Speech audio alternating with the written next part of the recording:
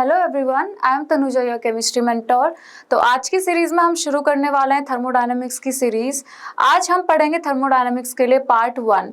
तो अब हम धीरे धीरे ऐसे सीरीज शुरू करेंगे, तो आप लोग हमारे साथ बने रहिए इस सीरीज के थ्रू आउट। तो आज तो बस पार्ट 1 कवर होने वाला है। पार्ट 1 में हम लोग बेसिक इंट्रोडक्शन के बारे में पढ़ेंगे और जो जनरल टर्म्स यूज होते हैं थर्मोडायनामिक्स में हम लोग वो कवर करेंगे। तो हमारे पार्ट 1 में जैसे अगर मैं बात करूँ थर्मोडायनामिक्स की,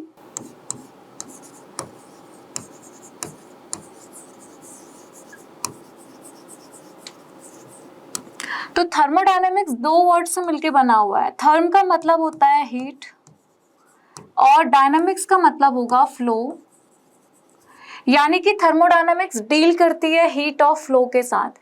तो ऐसी ब्रांच जिसमें आप लोग पढ़ते हैं हीट फ्लो के बारे में या एनर्जी और एनर्जी ट्रांसफॉर्मेशन के बारे में, तो हम लोग उसको बोलते हैं थर्मोडायनेमिक्स।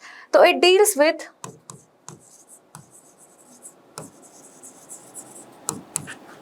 ट्रांसफर ऑफ एनर्जी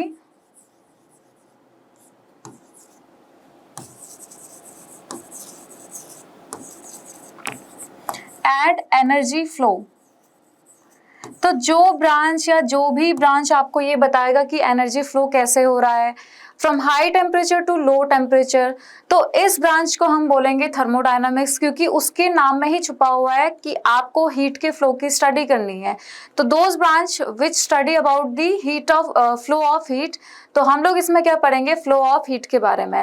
अब देखिए, जो हमारा हीट का फ्लो होता है जनरली वो कहाँ से कहाँ होता है, from high temperature to lower temperature. कैसे? अगर मान लीजिए आपने कोई एक हॉट वाटर का बॉटल आपने रखा है एक ठंडे पानी में, तो आपका जो हॉट वाटर का बॉटल है वो धीरे धीरे धीरे धीरे हीट लूज करेगा। और किसको लूज करेगा? ठंडे पानी के बॉटल को या ठंडे पानी को लूज करेगा। जब तक ये हीट का transfer from high temperature to lower temperature तब तक होता रहेगा, जब तक कि दोनों का टेम्परेचर इक्वल ना हो जाए या दोनों सिस्टम की हीट इक्वल ना हो जाए, तब तक ये ट्रांसफर होता रहेगा।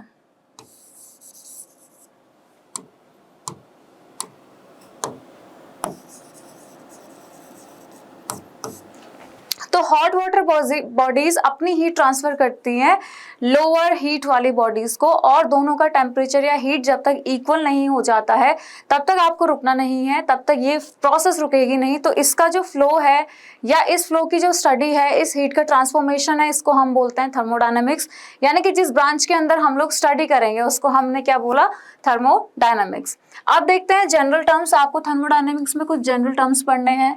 जैसे फॉर एग्जांपल हमारा आता है सिस्टम। सिस्टम क्या है? उसके बाद आता है हमारा सराउंडिंग एंड हमारा आता है यूनिवर्स। तो हमें 3 टर्म्स के बारे में पढ़ना है, सिस्टम, सराउंडिंग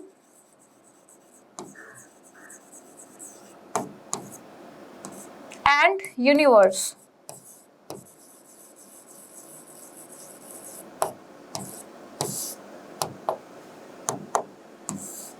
देखिए, तीनों का बेसिक डिफरेंस समझिए।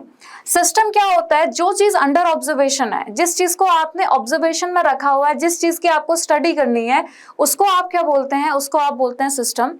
तो आप क्या बोलेंगे? Which is under investigation.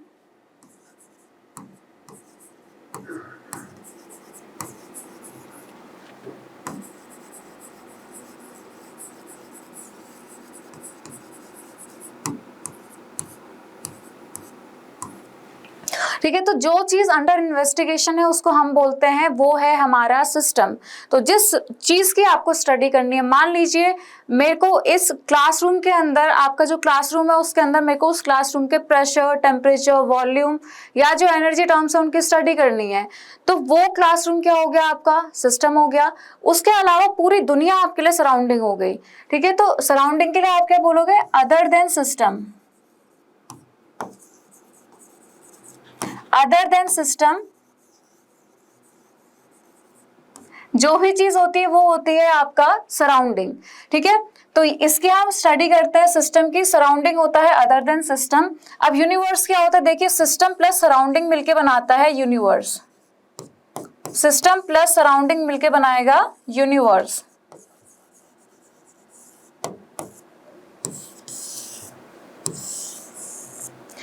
अब एक और टर्म आता है इसमें, बाउंड्री।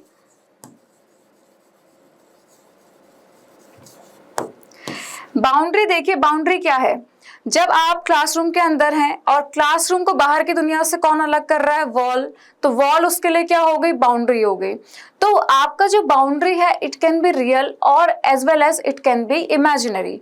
जैसे मान लीजिए मेरे को इस पेन की स्टडी करना है, तो आपको इसमें एक एग्जैक्ट बाउंड्री दिखेगी नहीं, बट आपको इमेजिन करना है कि जो ये बाहर का कवर है, ये क्या है आपका? ये एक बाउंड्री है। तो boundary can be real as well as imaginary. ठीक है। अब आपको एयर की स्टडी करनी है, इस एटमॉस्फेयर में जो एयर है, मान लीजिए ऑक्सीजन की आपको स्टडी करनी है, तो ऑक्सीजन क्या हो जाएगा आपका? सिस्टम।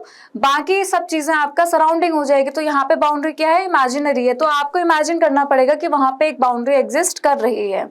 तो आप बाउंड्री के लिए क्या बोलोगे? Which separates system from surrounding.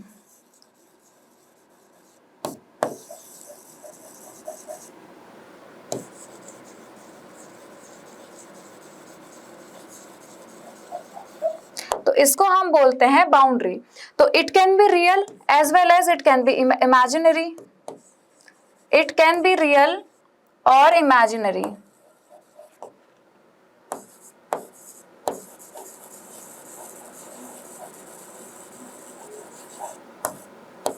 ठीक है। अब जैसे मान लीजिए मेरे पास एक कंटेनर है, मान लीजिए मेरे पास एक कंटेनर है और ये है अंडर ऑब्जर्वेशन। तो ये क्या हो जाएगा? सिस्टम। ये है आपका कंटेनर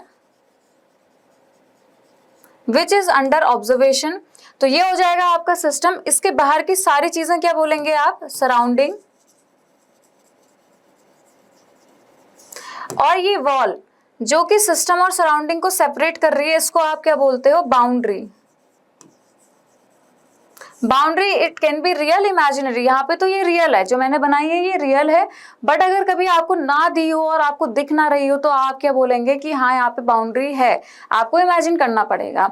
ठीक है। तो ये थे हमारे general terms, system, surrounding, universe and boundary. तो इनका आपको बेसिक ध्यान होना चाहिए कि अगर मैं सिस्टम बोल रही हूँ तो क्या है वो चीज, मैं सराउंडिंग बोल रही हूँ तो क्या है वो चीज, और मैं यूनिवर्स बोल रही हूँ तो वो क्या है। तो इस तरीके से आपको बेसिक डिफरेंस पता होना चाहिए, आपको ध्यान होना चाहिए एकदम कि जब मैं कोई वर्ड बोलती हूँ तो वो किसके लिए बोल रही हूँ। अब देखिए, इसके बाद हम पढ़ेंगे टाइप्स ऑफ सिस्टम। सिस्टम के कितने टाइप्स हैं? पहला आता है बच्चों ओपन सिस्टम।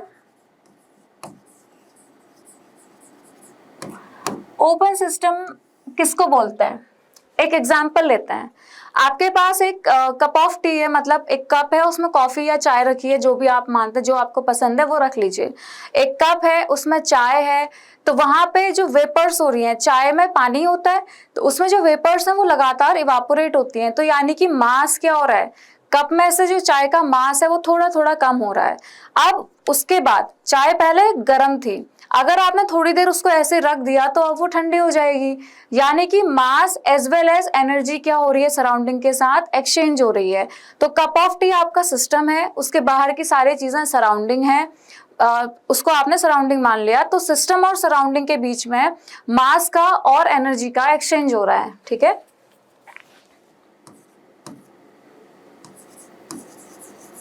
मास as well as energy exchange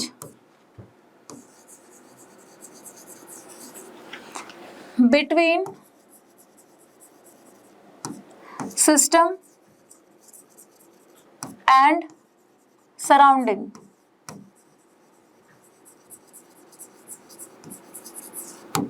example में मैंने बोल दिया आपको open cup of T.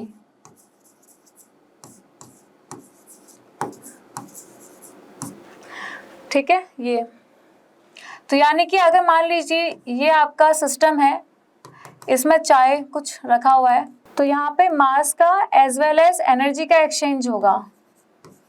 Mass as well as energy. अब अगला हम देखेंगे, सेकेंड जो सिस्टम हम पढ़ेंगे वो होगा closed system.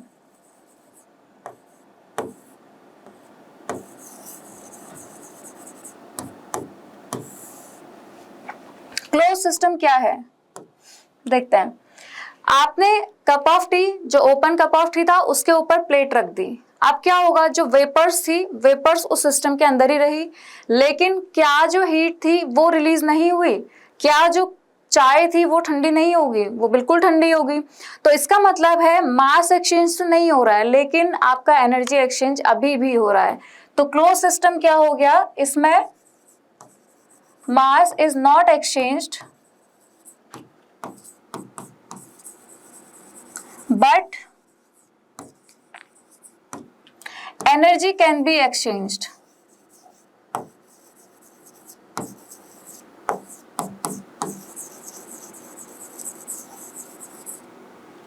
Energy is exchanged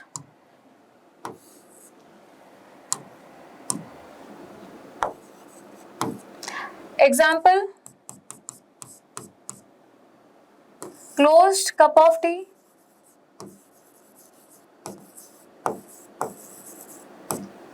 अब यहाँ पे आपको क्या किसका एग्जाम्पल लेना, देखिए इसी का हम एग्जाम्पल लेते हैं। आपके पास कंटेनर था, ऊपर से आपने प्लेट रख दिया। अब क्या होगा, सिस्टम और सराउंडिंग के बीच में मास और एनर्जी में से कौन एक्सचेंज हो रहा है?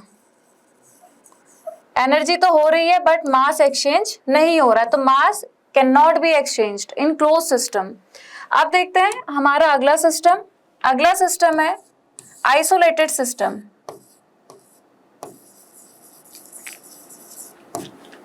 अब आइसोलेटेड सिस्टम क्या है? आइसोलेट मतलब एकदम अलग, ना क्लोज्ड ना ओपन, एकदम अलग। तो आपने थर्मोफ्लास्क देखा होगा, जो हमारी थर्मस की वाटर बॉटल आती हैं, जो स्टील वाली आती हैं, बहुत देर तक उसमें पानी गर्म रहता है, या चाय आप ले जाते हैं, कॉफी रखते हैं, तो बहुत देर तक उसमें चीजें गर्म रहती हैं। तो हम उसको कंसिडर कर सकते हैं एज आइसोलेटेड सिस्टम। यानी कि आइसोलेटेड सिस्टम में ना मास एक्सचेंज होगा और ना ही एनर्जी एक्सचेंज होगी। और इसका एग्जाम्पल हम ले सकते हैं थर्मोस फ्लास्क। और एक चीज और, आप लोगों को ये पता है कि कोई भी चीज 100% आइसोलेटेड नहीं हो सकती है। तो कोई भी चीज 100% आइसोलेट नहीं होगी एक्सेप्ट यूनिवर्स, ठीक है। तो आइसोलेटेड सिस्टम क्या है, mass as well as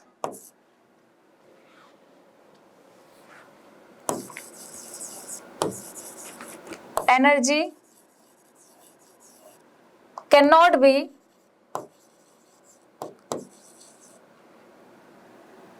exchanged। तो इसमें एग्जाम्पल हम किसका लेंगे, थर्मोस फ्लास्क।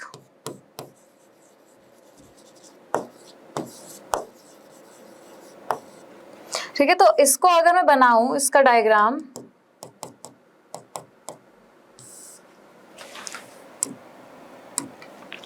तो अगर मैं मास एक्सचेंज की बात करूं और मैं एनर्जी एक्सचेंज की बात करूं, दोनों ही नहीं एक्सचेंज होंगे। ठीक है, तो कोई भी एक्सचेंज नहीं होगा। थर्मोस फ्लास्क इसका एग्जाम्पल हो गया। तो आपको आई होप तीनों सिस्टम क्लियर है। ठीक है, अगला हम देखते हैं टाइप्स ऑफ बाउंड्रीज। बाउंड्रीज के क्या क्या टाइप हैं? अभी हमने पढ़े सिस्टम के टाइप्स, अब हम पढ़ते हैं बाउंड्रीज के टाइप्स। देखो, बाउंड्री क्या होती है, जो आपका सेपरेट करती है सिस्टम और सराउंडिंग को। और बेसिकली तीनों सिस्टम में, आपने जब ओपन सिस्टम पढ़ा, इसमें भी बाउंड्री थी, ये इसमें भी बाउंड्री है ना।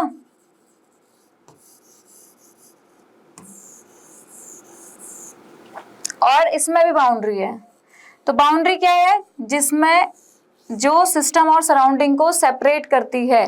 तो देखो बाउंड्री के क्या क्या टाइप हो सकते हैं। पहला केस यहाँ पे देखो, इसमें एनर्जी एक्सचेंज हो रही है, ठीक है, और इसमें क्या हो रहा है, एनर्जी एक्सचेंज हो रही है, इसमें एनर्जी एक्सचेंज नहीं हो रही है। तो बाउंड्री दो टाइप की बन सकती है, जिसमें एनर्जी एक्सचेंज हो रही हो और जिसमें एनर्जी एक्सचेंज नहीं हो रही हो, या आप बोलो हीट चेंज हो रहा हो जिसमें, और एक ये बन सकता है जिसमें हीट चेंज नहीं हो रहा हो। तो इसके बेसिस पे हम लोग बाउंड्रीज को डिवाइड करते हैं। पहला आता है हमारा डायथर्मल।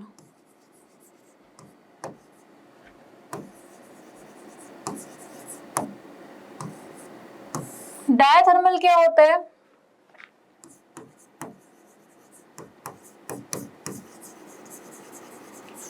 heat exchange is possible तो those boundaries in which heat exchange is possible, उनको हम बोलते हैं डायथर्मल बाउंड्रीज।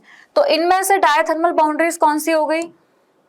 एक तो ये वाली हो गई डायथर्मल, ये, और एक ये वाली डायथर्मल हो गई। अगला है एडियाबैटिक।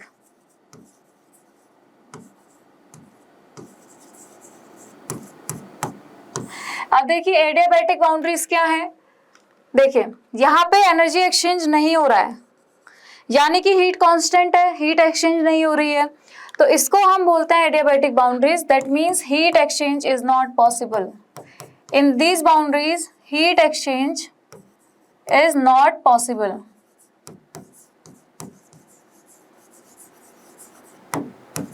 ठीक है, अगला है परमेबल एंड इम्परमेबल। देखिए ये तो हम लोग बायो में भी पढ़ते हैं, परमेबल और इम्परमेबल क्या होता है।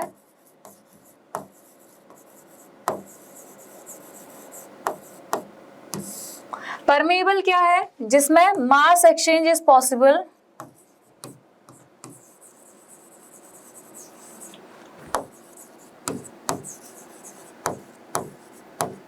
बट इम्परमेबल क्या है? Mass exchange is not possible.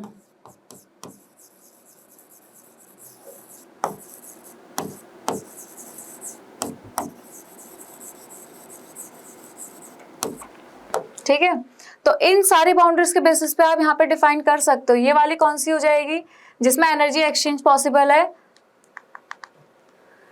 ये वाली डायथर्मल। तो ये हो गई डायथर्मल,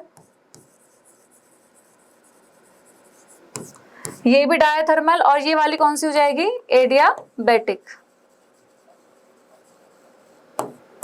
तो देखिए यहाँ से कितना इजी हो गया इन सारी चीजों को कोरिलेट करना। तो आगे अब हम, ये हमारा हो गया पार्ट 1। इसके बाद हम शुरू करते हैं नेक्स्ट चैप्टर। नेक्स्ट आपके सीरीज में पार्ट 2 लेके हम आएंगे, तो बने रहिए हमारे साथ। Thank you so much everyone.